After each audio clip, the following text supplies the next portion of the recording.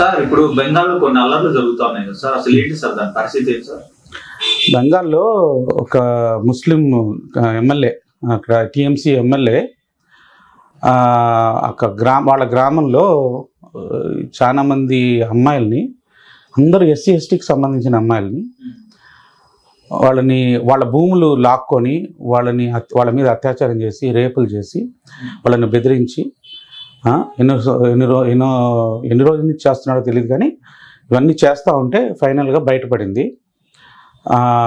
ఇప్పుడు అక్కడ వాళ్ళు అల్లర్లు చేస్తూ ఉంటే బీజేపీ కూడా సపోర్ట్ చేస్తూ వాళ్ళకి కొంచెం అండగా నిలబడుతూ ఉంది. సో ఈ టీఎంసీ గవర్నమెంట్ ఏమో వాడు ఎమ్మెల్యేని వాడిని ప్రొటెక్ట్ చేస్తూ జరుగుతూ ఉంది. ప్రెస్ని వెళ్ళనీయకుండా, బీజేపీ ఎమ్మెల్యేస్ ఎంపీలు వాడు అక్కడికి వెళ్ళనీయకుండా, ఉమెన్స్ రైట్స్ యాక్టివిస్టులను అక్కడ వెళ్ళనీయకుండా పోలీసులు అడ్డుకుంటూ, అంటే అత్యాచారం చేసిన వాళ్ళనే ప్రొటెక్ట్ చేస్తూ ఉందన్నమాట. ఎందుకంటే ముస్లిం ఓట్లు కదా. సో ఇప్పుడు ఇంకా న్యూస్ ఛానల్స్ అందరు కూడా, ఈ లెఫ్ట్ మీడియా అంతా మణిపూర్లో కూడా జరిగింది ఇట్లాగే, ఆడవాళ్ళ మీద, వాళ్ళు కూడా ఎస్టీకి సంబంధించిన మహిళలే, వాళ్ళకి మాత్రం బీజేపీ స్పందించలేదు, ఇప్పుడు వీళ్ళకి మాత్రం బీజేపీ స్పందించేస్తుంది, అది ఇదని ప్యారలల్ డ్రా చేస్తున్నారు. అసలు మణిపూర్లో ఏం జరిగింది, ఇక్కడ ఏం జరుగుతుంది అనేది వ్యత్యాసం చూడాలి. మణిపూర్లో జరిగింది 2 ట్రైబల్ జాతుల మధ్య యుద్ధం జరుగుతుంది. ఇప్పటి నుంచి కాదు, వందల సంవత్సరాల నుంచి వాళ్ళకి వైరం ఉంది. అయితే ఫస్ట్లో ఈ ఒక జాతికి హిల్స్లో ఉండే, అంటే అడవుల్లో ఉండే జాతికి ట్రైబల్ స్టేటస్ ఇచ్చారు. వీళ్ళు కూడా ట్రైబల్స్, ఇంకొక అంటే విలేజ్లో ఉండే వాళ్ళు కూడా యాక్చువల్గా ట్రైబల్సే, కానీ వాళ్ళకి స్టేటస్ ఇవ్వలేదు. అయితే సుప్రీంకోర్టు ఏం చేసిందంటే, వాళ్ళు కోర్టులో వేసి మాకు కూడా ఇవ్వాలి, మొత్తం అన్ని బెనిఫిట్స్ ఆ ట్రైబల్స్ వాళ్ళకి ఒక్కొక్క జాతి తీసేసుకుంటుంది, మా జాతి వెనకబడిపోయింది అని చెప్పి సుప్రీంకోర్టుకి కేసు వేసుకున్నారు.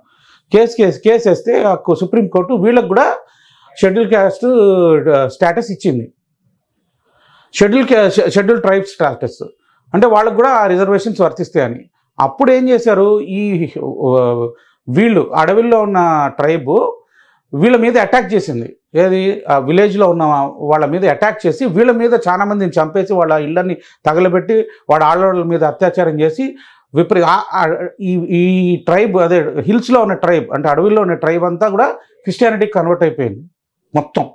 ఈ విలేజెస్లో ఉన్నవాళ్ళు ఇంకా ఒక 5% ముస్లిమ్స్, ఒక 5% క్రిస్టియన్స్ ఉన్నారు, మిగతా వాళ్ళందరూ హిందువులుగా ఉన్నారు.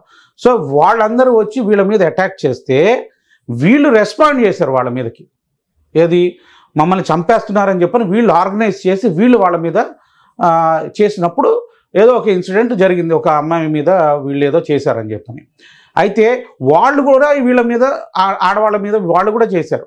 అవి బయటికి తీసుకురాలా లెఫ్ట్ లిబరల్స్, ఎందుకంటే అది క్రిస్టియన్ ఓట్స్. అప్పుడే మీకు గుర్తుందేమో లేదో, మన తెలుగు రాష్ట్రాల్లో కూడా మేము కూడా భారతీయులమైన క్రిస్టియన్స్ అందరూ రోడ్ల మీదకి వచ్చి చేశారు, పాస్టర్లు కూడా చేశారు, ఏదో క్రిస్టియన్స్ అని.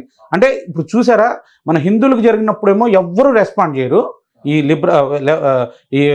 లెఫ్ట్ లిబరల్స్, ఈ ఫారెన్ ఏజెన్సీస్, క్రిస్టియన్ మాఫియా, ఈ ముస్లిం మాఫియా, వీళ్ళు ఎవరు రెస్పాండ్ చేయరు.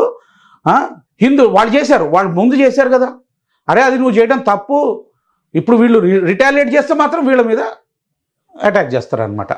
సో ఇప్పుడు హిందువులకి ఎక్కడ కూడా ప్రొటెక్షన్ లేదు ఈ దేశంలో, ఎందుకంటే అన్ని ఎన్జిఓలు, అన్ని ఫారెన్ ఏజెన్సీస్, అన్ని న్యూస్ మీడియాస్ అందరూ మైనారిటీస్కే సపోర్ట్ చేస్తారు. వాళ్ళు చేసే అత్యాచారాల మీద ఎవ్వరూ మాట్లాడరు. ఇప్పుడు షెడ్యూల్ క్యాస్ట్ వాళ్ళకి ఏదైనా జరిగితే మొత్తం రోడ్ల మీద తిరిగారు కదా ఆ రోజున. ఇప్పుడు మరి టీఎంసీ మీద, షెడ్యూల్ క్యాస్ట్ వాళ్ళ మీద చేస్తే ఇంత వందల మంది వచ్చి బయట రోడ్డు మీదకి వచ్చి మా మీద చేశాడు, మా భూములు లాక్కున్నాడు, మాకు అంత అత్యాచారం చేశాడు, ఇంత అత్యాచారం చేశారంటే ఒక్క లెఫ్ట్ మీడియా అయినా కానీ వచ్చి వీళ్ళు తప్పు చేశారని చెప్పిన ఎవడన్నా మాట్లాడుతున్నాడా? ఇక్కడే వీళ్ళ హిపోక్రసీ అంటారు. వీళ్ళ బుద్ధి ఏంటో, వీళ్ళ యొక్క ఉద్దేశం ఏంటో, వీళ్ళు అసలు ఎవరి కోసం పనిచేస్తున్నారు, వీళ్ళందరూ ఒక్కొక్కళ్ళు మెల్లగా ఇది అవుతున్నారు. మన తెలుగు ప్రజలకి ఇట్లాంటి విషయాలు తెలియదు, చేయనుంటే గమ్ము పెట్టేస్తారు.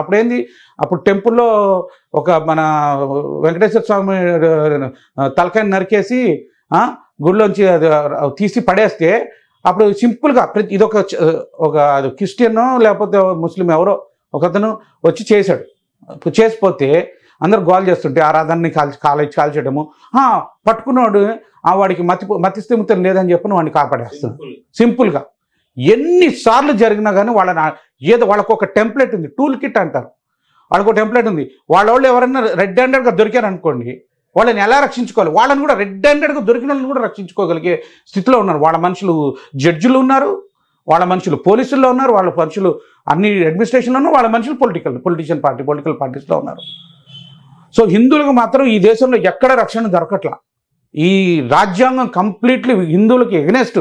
నేను రేపు నెక్స్ట్ వీడియోలో ఎన్ని రాజ్యాంగానికి ఎగనెస్ట్గా ఎన్ని లాస్ ఉన్నాయో హిందువులకి ఎగనెస్ట్గా ఒక పెద్ద లిస్ట్ చదివి మీకు చూపిస్తాను. వచ్చే వీడియోస్లో నేను ఒక కంపేర్ చేస్తున్న డేటా మీకు ఇంకా మీ ముందు పెడతాను. సో ఇప్పుడు బేసికల్గా ఇప్పుడు మమతా బెనర్జీ గ్రౌండ్ కంప్లీట్గా కిస్కాయించిపోయింది. అంటే కంప్లీట్గా షీఈ్ లూజింగ్ హర్ గ్రౌండ్.